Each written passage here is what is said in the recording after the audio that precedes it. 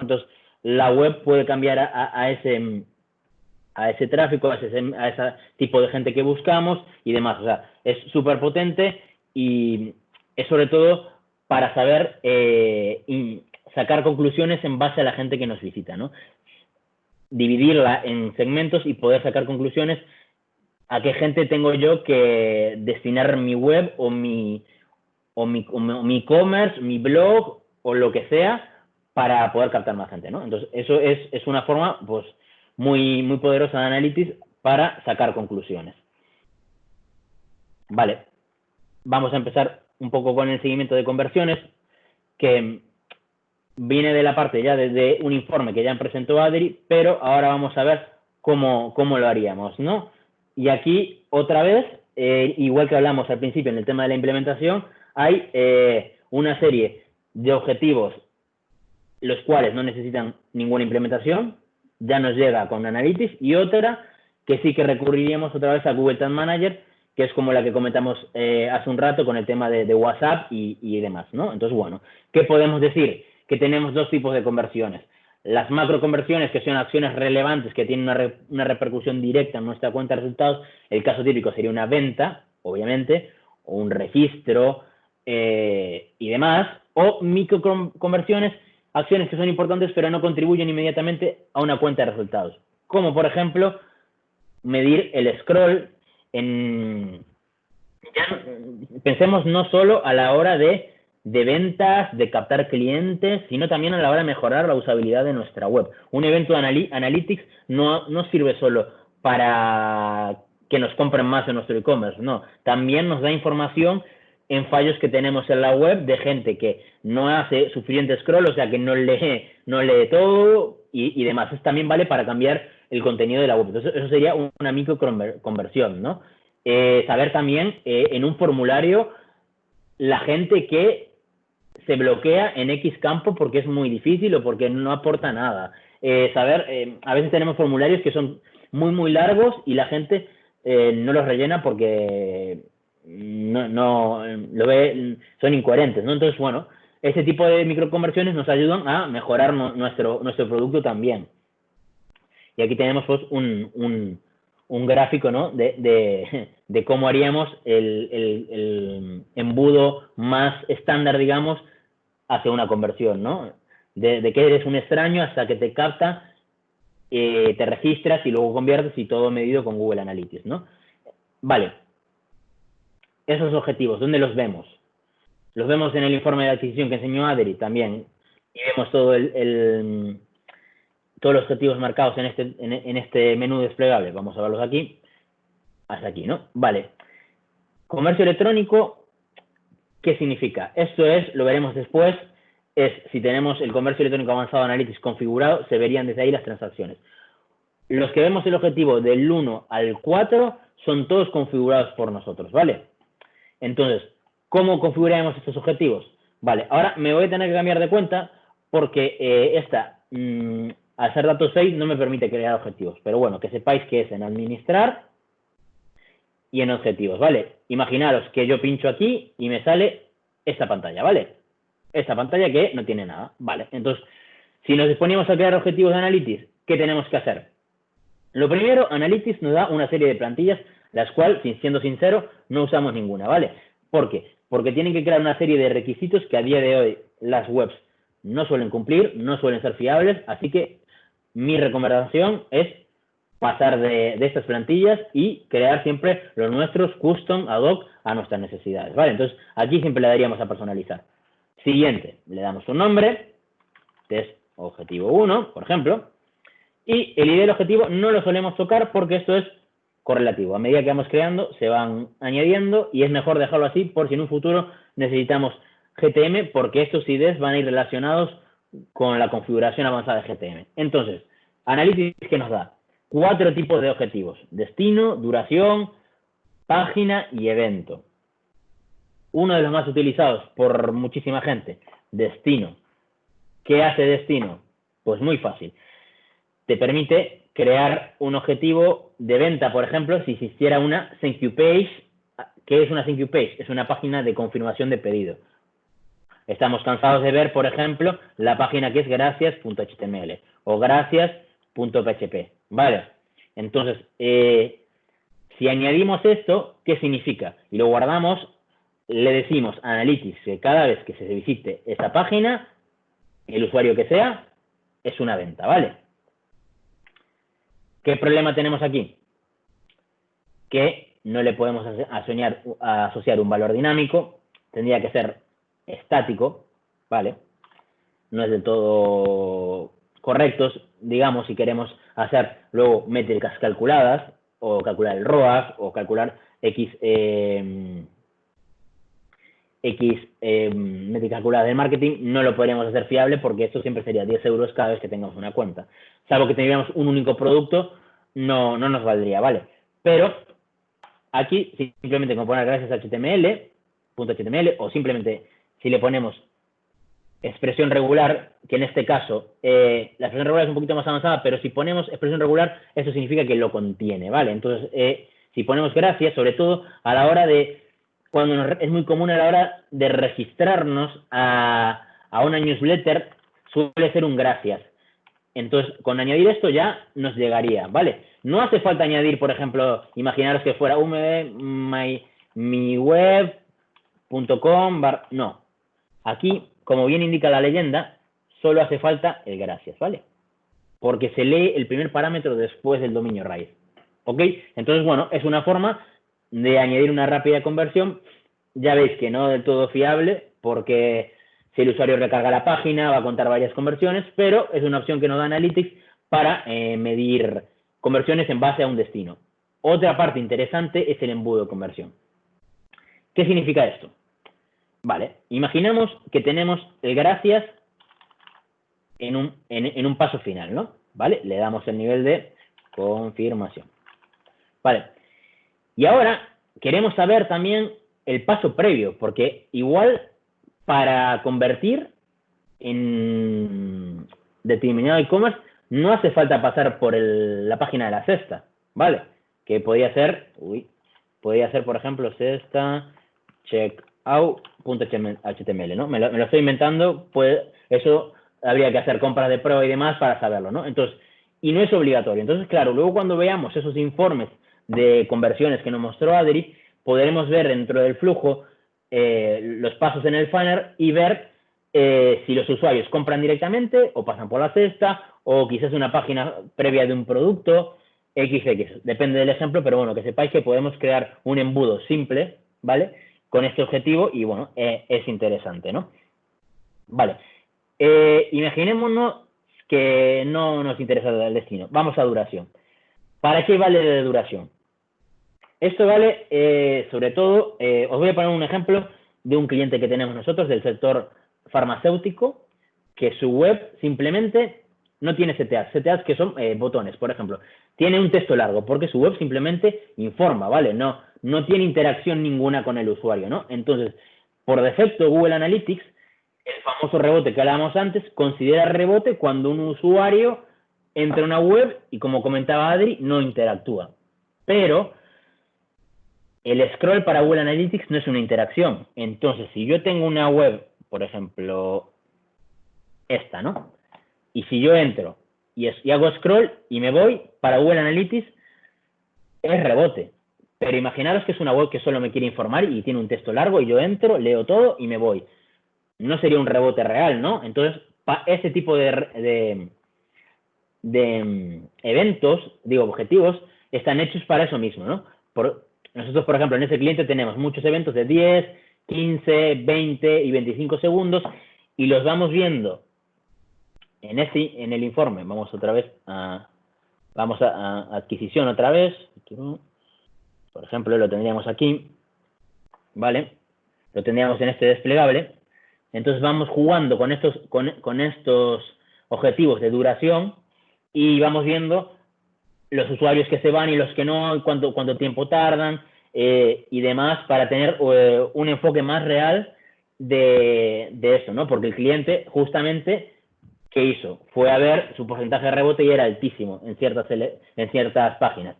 Y cuando fuimos a ver, realmente no era que el usuario estuviera saliendo, no, realmente es que el usuario estaba leyendo leyendo, pero no hacía nada, solo leía, hacía scroll y se iba. Entonces, bueno, para tener una imagen más cercana a la realidad, usamos este tipo de eventos, ¿vale? Luego, página, pantallas por sesión. ¿Qué tenemos aquí? Es un objetivo que nos ayuda a saber cuántas páginas ve el usuario antes de irse o de convertir, ¿no? O sea, si a mí me interesa saber que el usuario pasa por 4 apartados antes de comprar o antes de registrarse, o simplemente si tengo un blog y tengo muchos artículos, quiero saber cuántos artículos lee de promedio un usuario en mi web, pues me creo ese tipo de objetivos y voy sacando conclusiones, ¿no? En base a las páginas que el usuario aplica en una sesión, ¿vale? Recordar que una sesión son media hora, ¿vale? Para Analytics una sesión es media hora desde la interacción, ¿vale? Desde un usuario que pincha hace un clic, es una sesión, ¿vale? Entonces, bueno, eso sería para sacar ese tipo de conclusiones. Y por último, evento. Evento es lo que yo comentaba antes también de lo de Click-to-Call. Evento es un objetivo que requiere una implementación técnica, ¿vale? Requiere que desde el Google Tag Manager se empujen estos campos, ya sea de forma dinámica o estática, para poder, para que se pueda hacer recogido en Analytics. ¿Qué pasa? Que estos son los objetivos más potentes de todos. ¿Por qué? Porque podemos medir un click to call, como comentábamos antes. Podemos medir los usuarios que salen y entran en un formulario. Podemos pedir todas las compras y todos los registros de forma fiable sin necesidad de que haya una página de registro, de gracias o de compra. Si medimos por evento y lo forzamos una vez, da igual que el usuario refresque una web tantas veces como sea posible, va a ser solo una, ¿vale? Entonces, estos son, digamos, los eventos pros, los que deberíamos usar en caso de poder tener un equipo técnico o los conocimientos necesarios para medir, ¿no? Entonces, bueno, todo lo que se nos ocurra. Por ejemplo, no sé, Adri, si se te ocurre a ti algún ejemplo así que sea interesante de ese tipo de eventos que tengamos en la agencia. Algunos de los que decían, no sé si, no sé, por ejemplo, el click to call lo podríamos medir así, ¿no? Sí, claro, o sea, el click to call, o sea, entonces es como un... Eso, es como lo que se te ocurra, digamos, la idea que puedas tener a medir de cualquier interacción que tu usuario puedas tener en la web es la forma de medirlo, porque ya ves que las 3 primeras son muy justas y muy destinadas a X cosa, ¿no? Con esto nos podemos salir digamos, de la línea y poder aplicarlo a eventos más personalizados y más potentes, ¿no? Entonces, Sí, bueno, por eso ejemplo, sería... funciona muy bien cuando un proceso de compra es faseado, por ejemplo, cuando estás personalizando una compra, ¿no? Por ejemplo, en las empresas de automóvil, que estás en un configurador de un coche y primero eliges la carrocería, luego el color, luego el motor, luego el interior, luego las luces. Puedes ir poniendo eventos en cada paso e ir creando un funnel con los usuarios que van llegando a cada uno de los eventos. Y los usuarios que llegan al final del proceso completan todo el proceso de personalización y ya tienen su coche hecho a medida y se les envía un presupuesto. Con estos eventos tendríamos traqueado el usuario que va llegando a cada punto y podríamos detectar si, por ejemplo, hay un 50% de usuarios que se nos van cuando hay que configurar la tapicería. Pues a lo mejor la tapicería puede ser un desplegable que te diga si quieres configurarla o si quieres una por defecto y hacer que menos usuarios se te vayan o no sé, depende obviamente de los datos y hay que analizar el modelo de negocio, pero bueno, es un ejemplo. Claro, o sea, algo más sencillo. Medir desde que la página de un producto, el add to cart, o sea, el añadir el carrito, la página de la cesta y la página de la compra, solo la podríamos hacer con ese tipo de eventos, ¿no? Porque como yo mostré antes en GTM, podemos medir cada apartado y crear un evento en base a ello, ¿no? Entonces, bueno, serían los más potentes y los que nos darían esa versatilidad, ¿no? Para análisis un poquito más avanzados. Vale, vamos a empezar al etiquetado de campañas, justo lo que hablábamos antes del email y demás.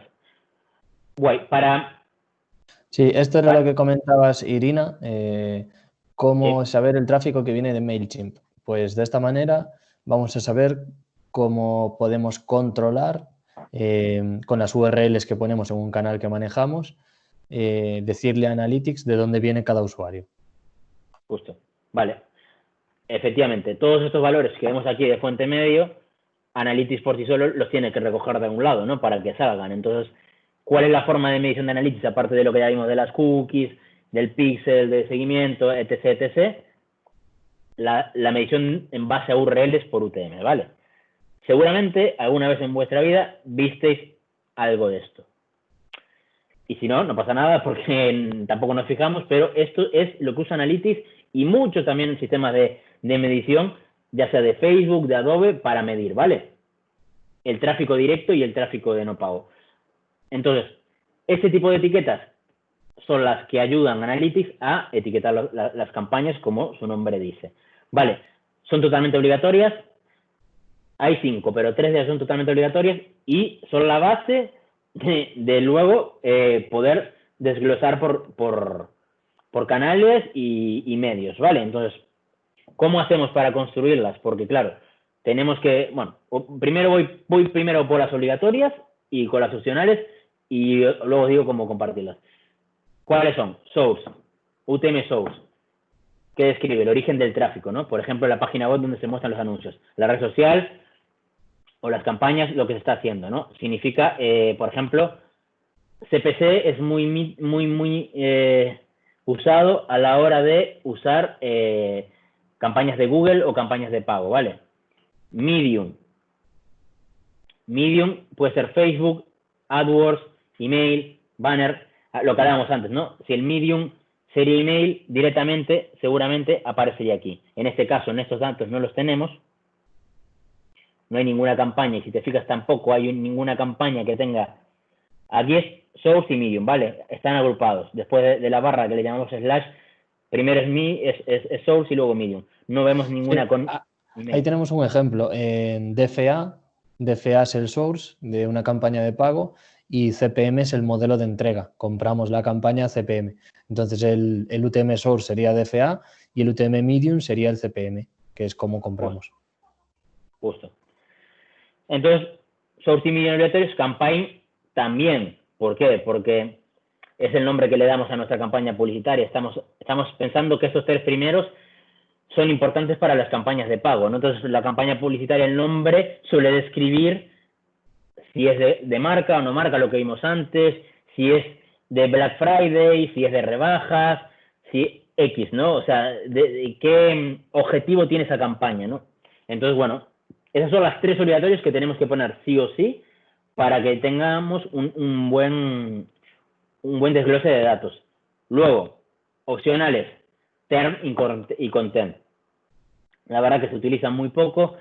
Son simplemente term, son para poner las campañas, se usan más para Google AdWords, para añadir en qué palabras claves están ese tipo de URLs, ¿no? Y luego el content se usa para hacer test de formatos de anuncios, ¿no? Por ejemplo, todavía Adri controla más, pero por ejemplo sería para hacer tipos de anuncios de Facebook, por ejemplo. En el content podía añadir carrusel, CPAs...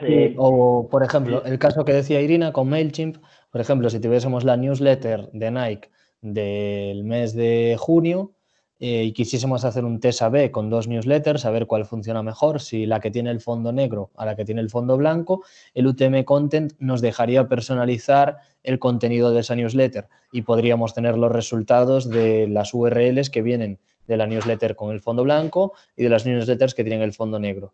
Y de esa manera saber pues, cuál está ofreciendo mejor rendimiento.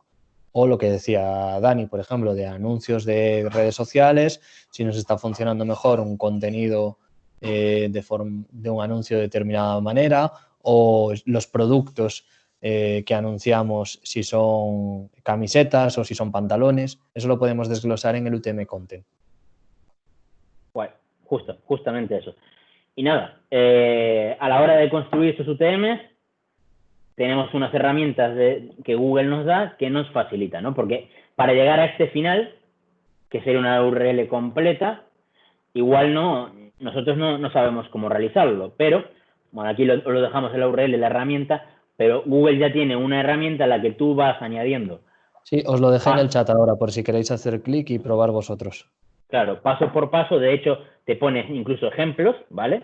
De lo que es cada cosa, ¿no? Entonces, simplemente vas añadiendo y tienes el resultante, ¿no? Una cosa que os quería comentar es que las URLs siempre el primer valor es un signo de interrogación. Y luego cada UTM que añadamos se concatena con un ampersand, ¿vale? Dependiendo qué tipo de web es y cómo esté programada, es muy normal que, vamos a pintarlo aquí, es posible que tengan un slash aquí o no. No os preocupéis, Analytics lo recoge igual, da igual que sea así o así. Lo importante es que el primer valor antes de una UTM sea un signo de interrogación y cuando vayas concatenando entre valores, lo hagas con un ampersand, ¿vale? La URL ya lo va a dar todo, o sea, la herramienta os lo va a dar todo, pero os lo digo por si en algún momento lo hacéis manuales o os choca poner de inicio esto o esto, que sepáis que es lo mismo, ¿vale? Que no afecta a la medición ni a la recogida de datos. Entonces, un ejemplo que podemos hacer rápidamente, ¿vale? Si no nos vamos de hora, os lo que os mostré antes. Si yo hago un test, a ver si me carga ahora. Vale, si me carga ahora y hago envío una prueba de tráfico, esto puede tener un poco de delay, tardar un poquito, pero el real time que os mostró Adri antes, si vamos a ubicaciones, Spain, Vigo, este soy yo, ¿vale? Con la prueba. Entonces, es una forma de ver que la UTM que estamos construyendo está funcionando, ¿vale? Incluso podemos verlo por fuente de tráfico, como comentó antes Adri, y ver que es la misma que la que yo estoy usando, ¿vale? Entonces, nada, esta es quizás, aparte de la implementación, esta es la base. Si hacemos esto mal, es cuando vamos a perder datos y nos va a enterar muchísimo. Cuando no existe esto, o está mal puesto, ¿qué hace Analytics por defecto? Pues lo manda a tráfico directo o referral, entonces, o referenciado. Lo vamos a ver aquí, ¿vale? Seguramente lo vamos a ver aquí. Entonces, si cuando estáis analizando vuestra cuenta veis que hay mucho tráfico ahí y os parece raro analizar vuestras UTMs porque seguramente tenéis algún detallito en alguna que nada, que os va a hacer perder no perder el bruto total, pero sí os va a hacer perder detalle. Como bien ponemos aquí, que utilizar etiquetas UTM nos ayuda a analizar con más detalle el éxito de nuestras campañas publicitarias, porque para saber el éxito tenemos que saber de dónde vienen nuestros usuarios, qué canal nos aporta más. Entonces, nada, es muy importante ser muy, muy, muy rígidos con estas UTMs, estos valores y nada. Compartiste tú ya, ¿no, Adri? Sí, correcto, te pisé. Nos queda poquito tiempo, vamos a agilizar.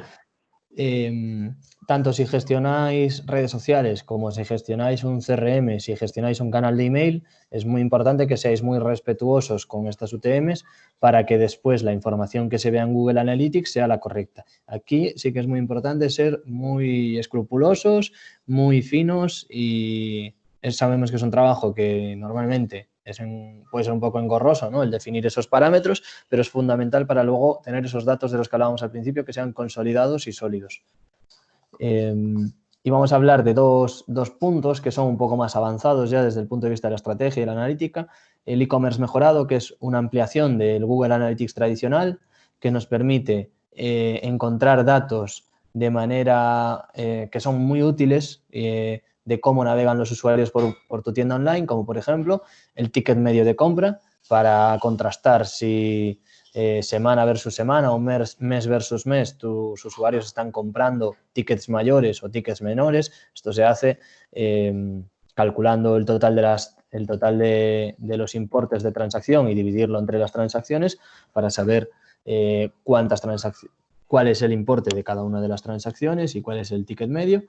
También podemos ver en qué proceso del pago abandonan tus clientes. Muchas veces nos encontramos con un formulario de pago que es excesivamente largo, que nos está pidiendo muchísimos campos y que me dificulta la compra.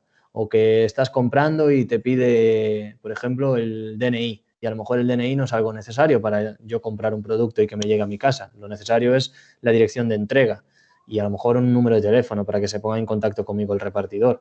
Pero si me pides en el formulario demasiados datos, pues seguramente yo abandone en el proceso de pago porque me aburra o porque lo estoy comprando desde el móvil en este momento y no eres igual de hábil desde el móvil y también la navegación desde el móvil es mucho más rápida y todo lo que sea engorroso o laborioso para el usuario acaba siendo una pérdida de dinero porque perder usuarios es pérdida de dinero, pero perderlos en el proceso de pago es tremendamente crítico porque es un usuario que ya estaba en la cola de la caja disponiéndose a que le cobren y justo cuando le van a cobrar se va.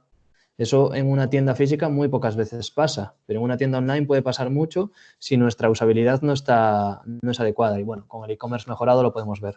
También podemos ver los cupones de descuento que usamos, que creamos y que damos a nuestros usuarios, cómo funcionan. Si se usan mucho, si se usan poco, si son suficientes, si se usan varias veces. Bueno, todo eso lo podemos ver. Y también cuáles son las categorías de nuestro catálogo que tienen mejor rendimiento en la tienda online. Esto nos permite hacer, por ejemplo, modelos RFM o modelizaciones del stock y del catálogo de productos. En definitiva, trabajar la base de datos de nuestro catálogo de productos para ver cuáles son aquellos que generan más interés. Y si vemos que resulta que estamos vendiendo muchísimas gorras, pues porque hace sol, pues entonces nuestras campañas tendrán que ir orientadas a vender ese accesorio porque sabemos que la gente ahora en este momento puede estar buscando una gorra para salir a la calle, etcétera, o gafas de sol, etcétera. Cuanto más amplio sea el catálogo, pues más información puedes sacar de este apartado. Si tu catálogo es muy pequeño, tienes muy poquitas referencias, si te dedicas a vender 4 productos muy concretos, pues obviamente no tienes mucha información que sacar. Pero bueno, todo dependerá del tipo de negocio que seas. El e-commerce estándar es el de la izquierda y el e-commerce mejorado es el de la derecha. Que el e-commerce mejorado, pues podemos ver, ¿no? Cómo podemos tener rendimiento de las ventas, rendimiento de la lista de productos, también el apartado de marketing, la promoción interna, el cupón de pedido, el cupón de producto, el código de afiliado. El e-commerce mejorado nos permite acceder a informes avanzados, que algunos vimos antes, como esta sección donde podemos ver el flujo de usuarios que han participado en cada etapa del embudo de compra, dónde abandonan, qué porcentaje abandonan, y de un simple vistazo puedes ver el número de usuarios que han interactuado de forma positiva en cada etapa y por el contrario también puedes ver aquellos que han interactuado de manera negativa, ¿no? Aquellos que se han caído en un gran número en el proceso de compra. Todo esto siempre hay que cruzarlo con el tipo de negocio que eres y con el tipo de usuario que te visita, porque no todos los e-commerce son iguales, no todos los productos son iguales. Hay veces que también por cómo es tu modelo de venta no conoces realmente los costes del 100% del pedido hasta que llegas al último paso de venta, porque por ejemplo no te están diciendo o te están ocultando cuánto es el coste del envío o cuánto es el coste de devolución y solo te lo dicen en el último paso. Entonces haces que muchos usuarios lleguen al proceso de compra muy avanzado y luego abandonen porque no le habías dado esa información antes. Entonces, es mejor facilitar al usuario y dar la mayor información posible. El seguimiento del comercio electrónico avanzado lo que nos proporciona es información clave de este Customer Journey, de cómo se comporta el usuario y cómo va interactuando con las diferentes acciones que puede hacer en una web hasta que finaliza la compra. Y por último, nos metemos en modelos de atribución. Un modelo de atribución lo que nos sirve es para asignar un valor a cada uno de los diferentes touchpoints de los que hablábamos antes que un usuario tiene con una marca. Estos touchpoints pueden ser desde la visualización de un anuncio en Stories hasta el clic en un link en un medio de comunicación. Y no existe un modelo de atribución perfecto. Después os lo resumiremos con una frase, pero creo que Dani tenías una explicación, ¿no? Perdona, que estaba muteado.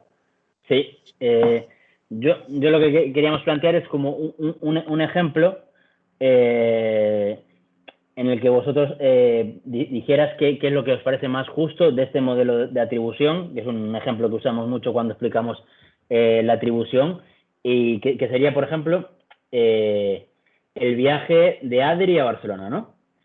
Adri, pensar que cuando Adri llega a Barcelona, o sea, llega a la oficina de Barcelona, de Logia, es la conversión, ¿vale? Entonces, Adri, ¿qué hace?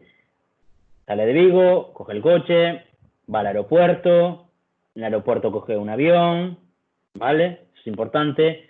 Aterriza en Barcelona coge un taxi para la acera y va caminando a la oficina de Logia, ¿vale? Entonces, para vosotros, ¿qué es lo que más interviene? No tengáis miedo, que no pasa nada, estamos aprendiendo. ¿Qué es lo más importante, si eso fuera el embudo de conversión de Adri, qué es lo más importante en el camino a la conversión? No seáis tímidos y animaros, que si no... Claro, cada uno de esos medios de transporte es un touchpoint de los que estábamos viendo. ¿Cuál creéis que es el más importante?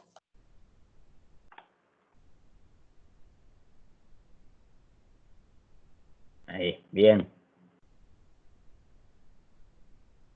El avión, obviamente, es quizás el más importante, ¿no? El más, digamos, el que más interviene, ¿no? Pero cuando empezó digamos, este webinar, Adri comentó que la mayoría de las empresas atribuyen sus conversiones a last click, a última interacción, ¿no? Entonces, ¿qué nos hace pensar eso? Que el modelo de atribución lo tenemos que adaptar a nuestros clientes o a nuestras necesidades, ¿no? En este caso de Adri, la última interacción sería injusta, ¿no? Porque serían los pies de Adri que van caminando a la oficina. Y es lo más usado en el mundo, ¿no? Pero sería injusto totalmente, porque realmente lo importante es el avión que llevó a Adri a Barcelona. Es lo que más... Entonces, si puedes pasar a la siguiente, Adri. Vale, entonces aquí vemos todos los sistemas de atribución que vemos hoy en día.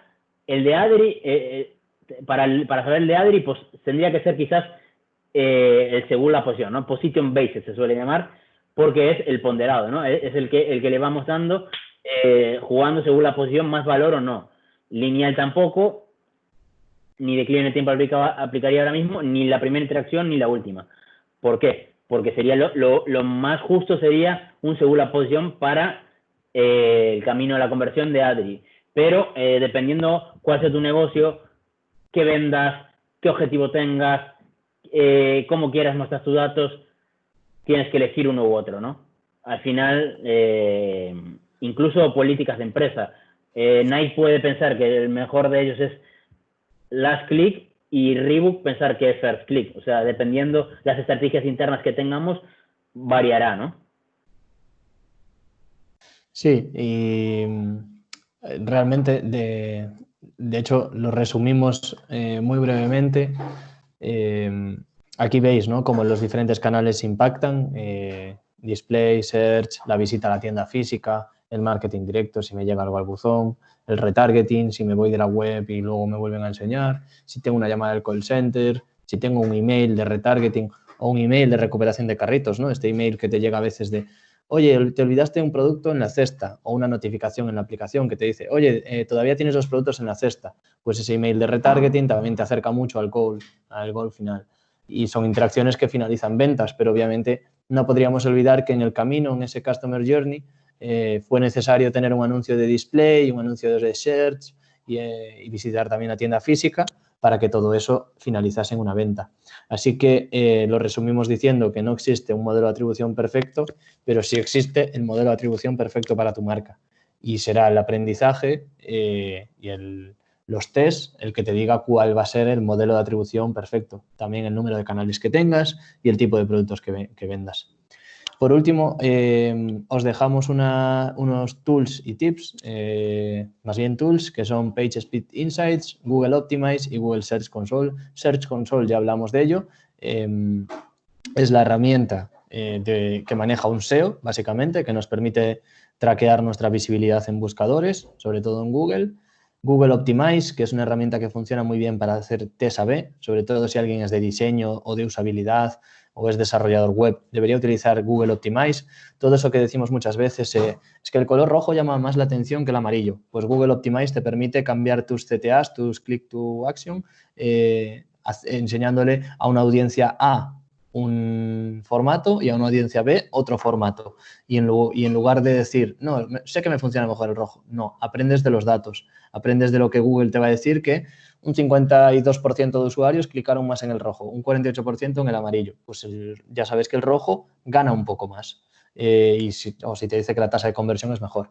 Y PageSpeed Insights, que es una herramienta fundamental porque la navegación es cada vez más mobile, cada vez es más desde nuestros teléfonos móviles. PageSpeed Insights nos dice cuál es la velocidad de carga de nuestra página web, cómo la puedes mejorar, te saca un informe si se está produciendo una carga excesiva en una primera interacción, a lo mejor tienes que fasear esa carga haciéndola en cascada, haciendo que los elementos se carguen poco a poco y el footer, por ejemplo, que está al final de la web, se cargue al final, o las cookies se están cargando demasiado pronto, incluso estás cometiendo una ilegalidad, que eso a veces puede pasar, ¿no? Que se carguen las cookies demasiado pronto, incluso antes de que las aceptes. O sea, que eso es muy curioso. Todavía no aceptaste las cookies y ya se están cargando en tu navegador. Entonces, con PageSpeed Insights lo podéis ver. Y nada, esto es todo. Tenéis aquí nuestro LinkedIn y nuestro email. Podéis contactarnos para cualquier duda. Y ahora podemos abrir también un turno de debate, preguntas o lo que queráis. Pasaremos también la presentación a Eduard para que os la haga llegar a través del aula virtual o por email o como sea. ¿Vale?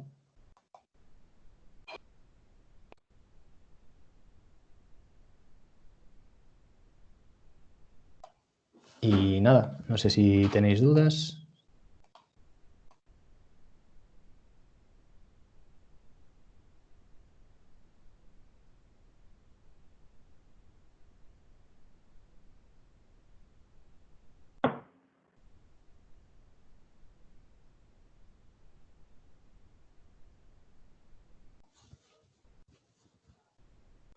Sí, la sesión está grabada y también se subirá, sí.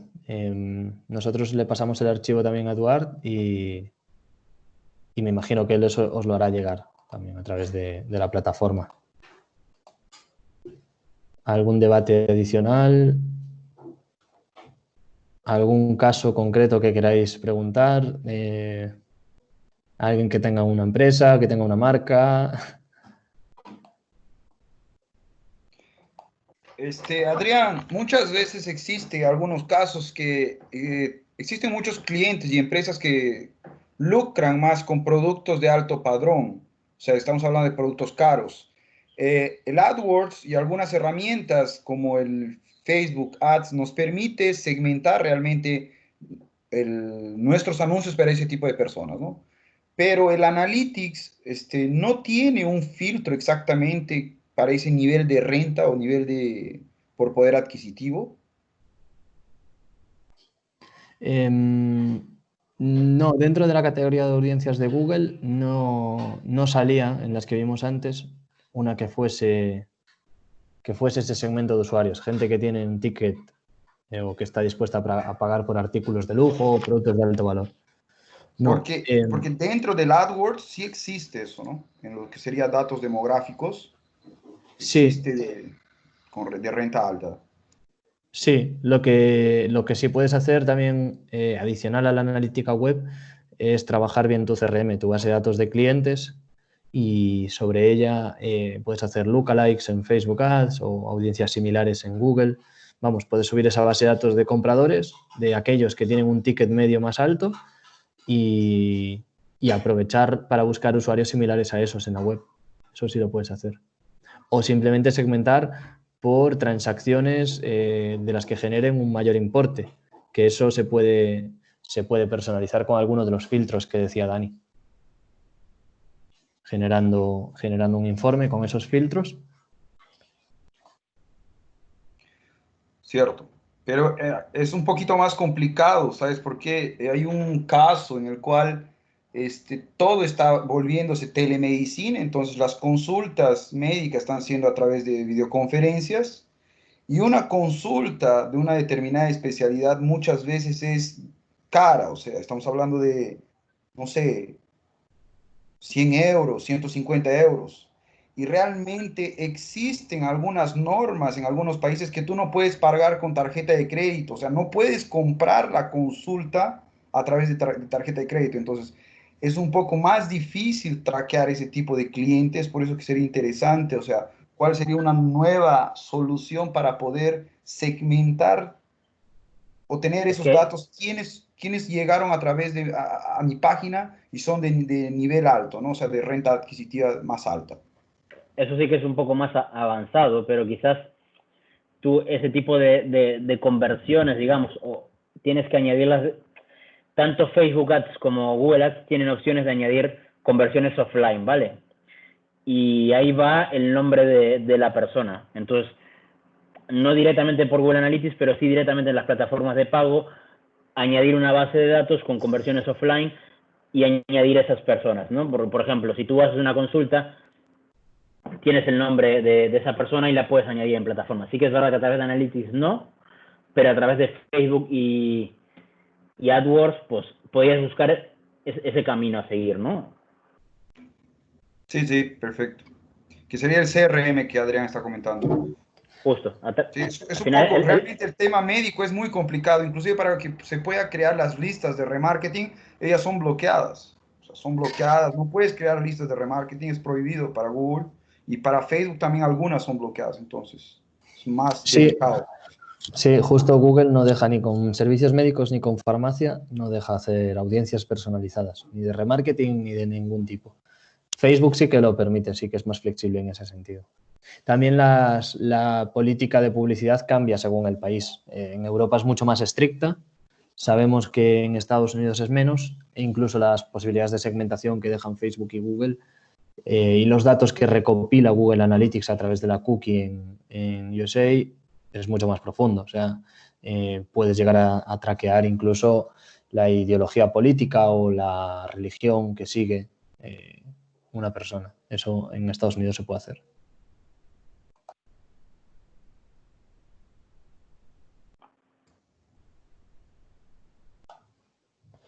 Pues María, no os regís por el Reglamento General de Protección de Datos de la Unión Europea y eso da mucha más flexibilidad. Pero como mi compi Dani en breves pasará a formar parte de nuestro equipo de México y precisamente en el equipo de Data, seguramente tenga más información. Sí, es mucho más flexible a la hora. De hecho, en México, todo lo que comentamos de las cookies, ¿no? Y ese tipo de bloqueos que hay ahora mismo en Europa no aplica, ¿vale? ¿No? Entonces, sí que en México ahora mismo estamos bastante más flexibles a la hora de segmentar en base a gente, a tipo de usuarios, eh, meter cookies también y sobre todo el abanico es mucho más amplio, ¿no? En Europa, quizás el tema de la protección de datos, la ley de la RGPD, como le llaman aquí, es mucho más severa. Así que no te preocupes por eso, porque realmente tenéis muchas más opciones en México que en España ahora mismo, ¿no?